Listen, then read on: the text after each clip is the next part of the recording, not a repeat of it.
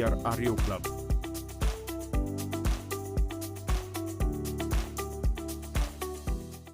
میخواستم رکورددار باد استخری رو معرفی کنم، آقا کمال یار محمدی، که این در رو من برای ضربه چکش زدم، داغونش کردم و تمام این در رو بادگیری و پرداخت کردم. ولی حالا دیگه چیزی نیاز نیست بگم، خود کار خودش مشخص میشه. حالا آقا کمال صحبتاشون رو بکنم. بفهم.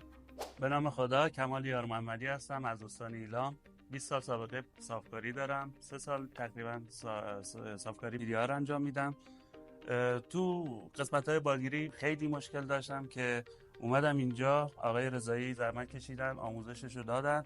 اینجا یه دری رو داشتیم که آقای رضایی با چکش تقریبا 200 ضربه بهش زد که تا این مرحله رسوندیم. خب این در رو ببینیم. آقا کمال بادگیریاشو کردم کامل، سطح در تخته. این یک قسمت از کارم پرداخت کردم. حالا به دلیل کمبود وقت و به آموزشات دیگه هم برسیم، دیگه نمیتونستم کلی سطح کار رو پرداخت کنم. من در رو نشون بدم که حالا دوستانی که زیر پنل متوجه کار میشن ببینن که سطح باد کاملا تخته. این از اینجا. خب اینجا هم دیگه حالا گفتیم یک پرداخت بشه که ببینن دوستان که به این ساعت در میاد تمام کار. این قسمت پرداخت شده ولی بقیه پرداخت نشده، بقیهش فقط باد کار گرفته شده که سطح کار تا. مرسی، دست در نکنه کمال جان، خسته نباشی. ممنونم، مرسی، تشکر.